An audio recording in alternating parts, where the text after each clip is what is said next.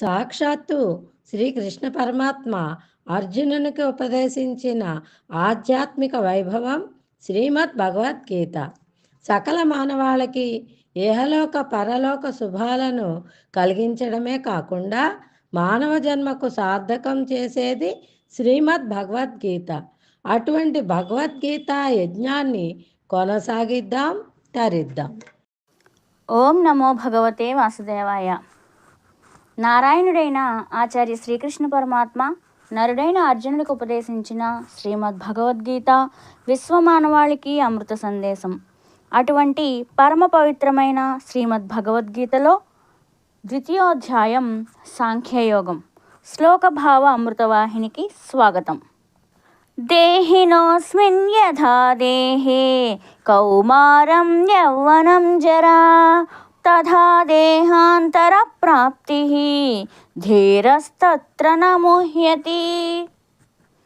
జీవుడికి శరీరమునందు బాల్యం, యవ్వనం, వార్ధక్యం అనే అవస్థలు ఏ విధంగా కలుగుతున్నాయో అలాగే మరణం తరువాత మరొక శరీరాన్ని పొందడం కూడా జరుగుతోంది. కాబట్టి ఈ విషయంలో జ్ఞాని అయిన వాడు ఎంతమాత్రమూ శోకాన్ని పొందకూడదు.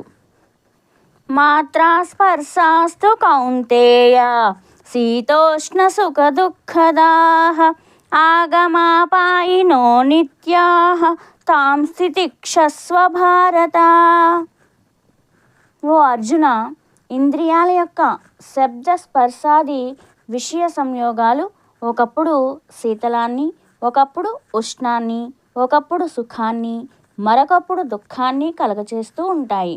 అవి రాకపోకలు కలవిగా అస్థిరాలై ఉన్నాయి.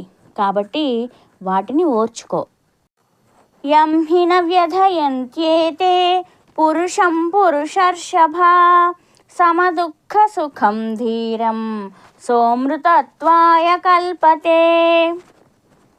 పురుషశ్రేష్ఠుడవైన ఓ అర్జున, ఎవరిని ఈ శబ్ద స్పర్శాదులు చెలింపచేయవో సుఖ దుఃఖాలలో సమభావం గల అట్టి ధీరుడే మోక్షానికి అర్హుడవుతాడు.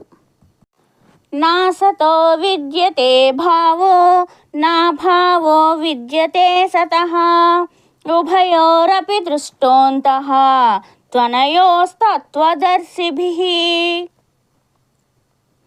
అసత్యములైన దేహాదులకు ఉనికి లేదు, సత్యమైనటువంటి ఆత్మకు లేమి లేదు. తత్వజ్ఞానులైన వారు ఈ రెండింటి యొక్క వాస్తవ స్వరూపాలను తెలుసుకొని ఉన్నారు. అవినాశితు తద్విద్ధి ఏన సర్వమిదం తతం వినాశమవ్యయస్యాస్య న కశ్చిత్ కర్తుమర్హతి. ఓ అర్జున, ఈ సమస్త ప్రపంచాన్ని ఏ పరమాత్మ చేత వ్యాపించబడి ఉన్నదో అది నాశనరహితమై ఉన్నదని తెలుసుకో. అవ్యయమైనట్టి ఆత్మకు వినాశనం ఎవరూ కలుగచేయలేరు. అంతవంత ఇమే దేహ నిత్యస్యోక్తా శరీరిణః అనాశినో ప్రమేయస్య తస్మాద్యుధ్యస్వ భారత.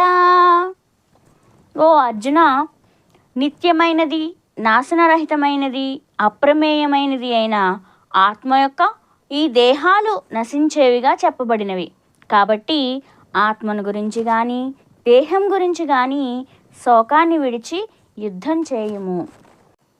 యయేనం వేత్తి హంతారం యశ్చైనం మన్యతే హతం ఉభౌ తౌ న విజానీతో నాయం హంతి న హన్యతే. ఆత్మ ఇతరులను చంపుతుందని భావించేవారు, ఆత్మ ఇతరులచే చంపబడుతుందని భావించేవారు ఇద్దరూ అజ్ఞానులే. ఎందుకంటే నిజానికి ఆత్మ ఎవరిని చంపదు, ఎవరి చేత చంపబడదు.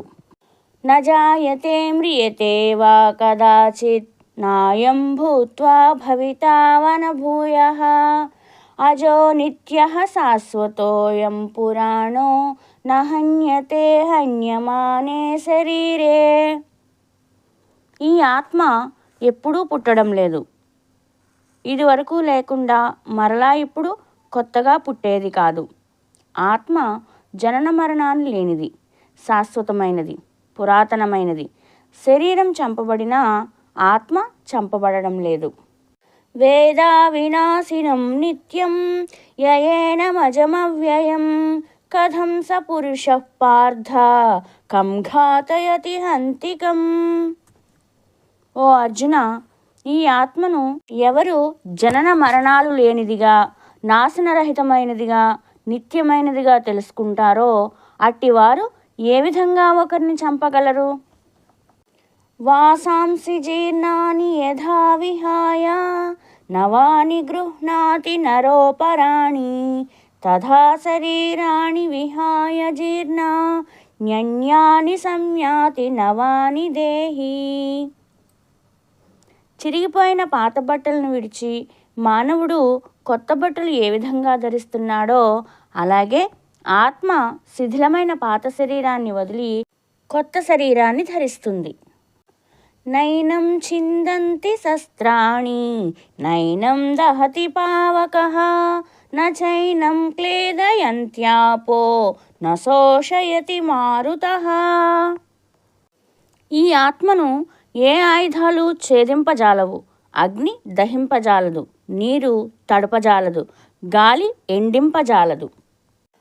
అచ్ఛేద్యోయమదాహ్యోయం అక్లేద్యో శోష్య ఏవ చ నిత్యః సర్వగతస్థాణుః అచలోయం సనాతనః. ఈ ఆత్మ ఛేదింపబడదు, దహింపబడదు, తడుపబడదు, ఎండింపబడదు. ఈ ఆత్మ నిత్యమైనది, సర్వవ్యాపి, స్థిర స్వరూపము కలది, నిశ్చలమైనది, పురాతనమైనది అని శ్రీకృష్ణ భగవానుడు అర్జునుడికి ఉపదేశించారు. ఓం నమో భగవతే వాసుదేవాయ. శ్రీమద్భగవద్గీత 2వ అధ్యాయం సాంఖ్యయోగం.